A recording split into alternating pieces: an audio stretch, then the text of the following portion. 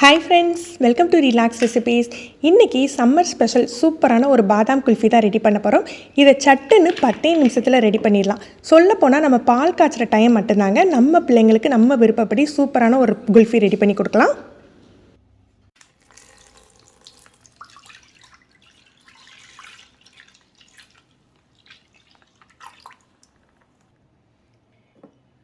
நான் இன்றைக்கி full cream milk எடுத்திருக்கேன். 1 லிட்டர் அளவுக்கு எடுத்திருக்கேன். இதை வந்து நம்ம மீடியம் ஃப்ளேமில் வச்சு நல்லா காய்ச்சி எடுத்துக்கலாம்.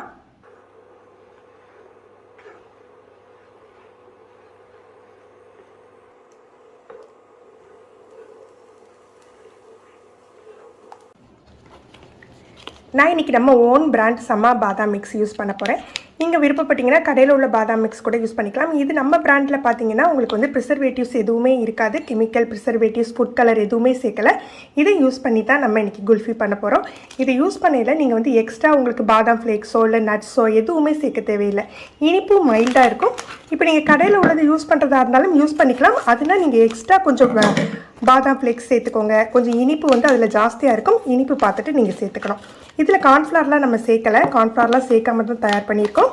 கடையில் உள்ளது உங்களுக்கு கார்ன்ஃப்ளவர் இருக்கும். அதுக்கு தகுந்தாப்புல நீங்கள் இது மிக்ஸ் பண்ணிக்கோங்க. இப்போ நம்ம கார்ன்ஃப்ளவர் எதுவுமே சேர்க்காம பண்ணியிருக்கிறதுனால இது கொஞ்சம் அளவு ஜாஸ்தியாக நீங்கள் 2 டேபிள் ஸ்பூன் சேர்க்குற இடத்துல 4 டேபிள் ஸ்பூன் சேர்த்துக்கிட்டா கூட உங்களுக்கு சத்து கிடைக்கும்.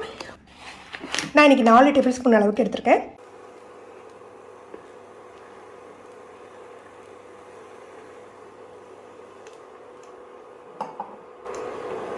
இப்போ நம்ம எடுத்து வச்சிருக்க மிக்ஸை சேர்த்துக்கலாம்.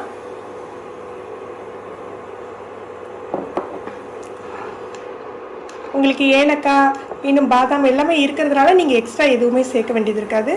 இனிப்பு மட்டும் நீங்கள் செக் பண்ணிவிட்டு இனிப்பு அதிகமாக தேவைப்பட்டால் இனிப்பு மட்டும் சேர்த்துக்கோங்க. இன்னும் ஒரு 5 நிமிஷம் இருக்கட்டும். இன்னும் கொஞ்சம் கட்டியாக்கணும். மிக்ஸி சேர்த்த பிறவே உங்களுக்கு நல்ல டிஃப்ரெண்ட் தெரியுங்க. நல்ல க்ரீமியாக ஆக ஆரம்பிச்சிடும்.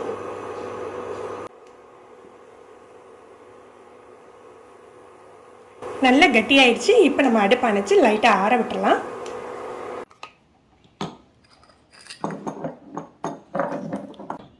இந்த மாதிரி மோல்டு இருந்தால் மோல்டு யூஸ் பண்ணிக்கலாம். இல்லை இந்த மாதிரி மண் டம்ளர் எடுத்து வச்சுருக்கேன் நான் குட்டி குட்டியாக. இந்த மாதிரி யூஸ் பண்ணிக்கலாம். இல்லை நார்மல் நம்ம கிளாஸ் இருக்கும் இல்லையா, டீ கிளாஸ், அதை கூட யூஸ் பண்ணிக்கலாங்க. உங்களுக்கு எது இருக்குதோ அதை வச்சு நீங்கள் ஃபில் பண்ணிக்கோங்க.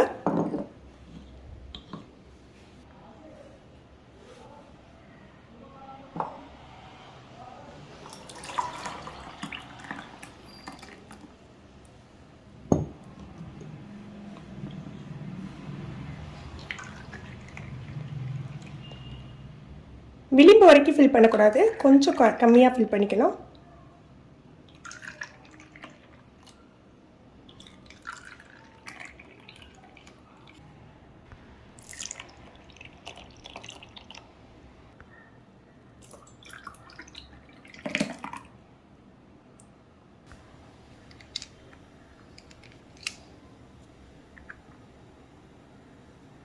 நான் ஸ்டிக் வைக்க போகிறதில்ல, அப்படியே வந்து யூஸ் பண்ண போகிறேன். கட் பண்ணி கிளாஸில் உள்ளது அப்படியே கட் பண்ணி யூஸ் பண்ண போகிறேன்.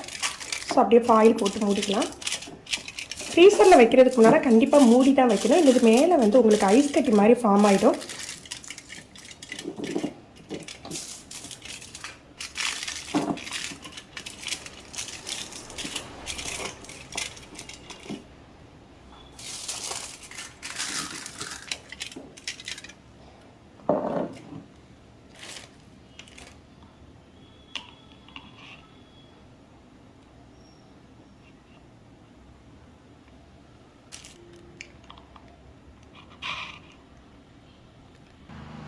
இது ஃப்ரீசரில் ஒரு 8லேருந்து 10 மணி நேரம் அப்படியே வச்சிடலாம்.